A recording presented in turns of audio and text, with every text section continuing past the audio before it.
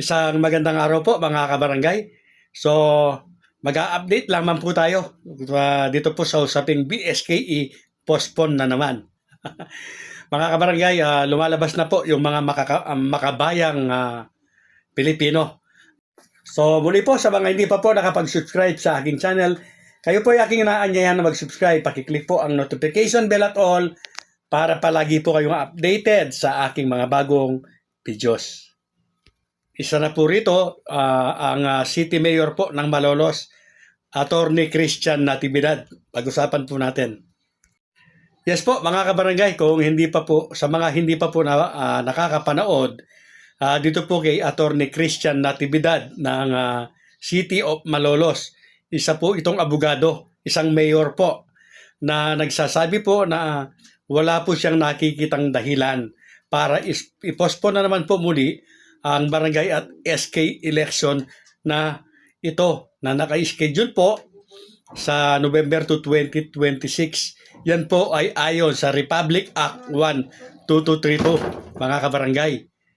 So, kung titingnan po natin, isang mayor po ito, maaaring sa kanyang sinabi po na nagsasabing pabor siya na matuloy ito.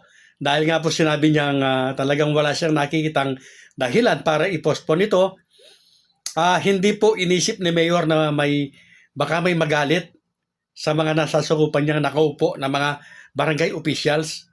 Yes po, may yagballs siya para lamang sabihin po yung katotohanan o yung tunay po niya na nararamdaman bilang isang abogado na may alam po sa batas.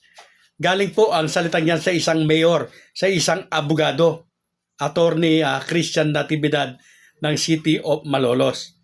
So, sa nakikita po natin, kagaya po ng nabanggit natin doon po sa unang content natin, na marami po ang magsisilabasan.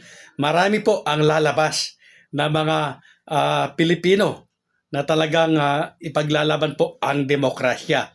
Yes po, sa ganang akin po ay talagang magkakaroon po ng malaking puwersa para tutulan po ang pagpopospon na namang ito ng barangay at SK election kung sakaling isulong at maisabatas nga po ito mga kabarangay.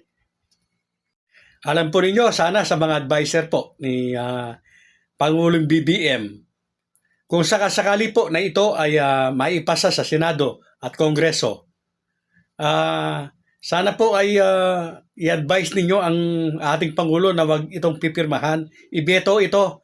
Yes po, kapag bineto po yan ng Pangulo, kahit yung mga bagong mananalo, ay magkakaroon ng kaunting utang na loob po sa kanya. Baka makuha pa niya. Yes po, yung mga bagong mga mananalo. Subalit datapwat, kung sakali po na ito po ay lagdaan na naman ng Pangulo, at ito ay ideklarang unconstitutional ng Korte Suprema, tinitiyak ko po na masesero vote kayo. Masesero vote po sa mga bagong mananalong barangay officials. Yes po, sigurado po yan. Pero kung yan po ay hindi na ninyo itutuloy, or kung matuloy man yan, itutuloy ninyo mga congressman, mga senador na pabor dyan sa postponement, kapag yan ay pinirmahan ng Pangulo at diniklara nga ng Korte Suprema na yan ay unconstitutional, lahat kayo ay nakalista na sa mga taong gustong matuloy ang halalan. Isip-isip po kayo. So yan po, saludo po tayo kay Mayor Attorney Christian Natividad po ng City of Malolos.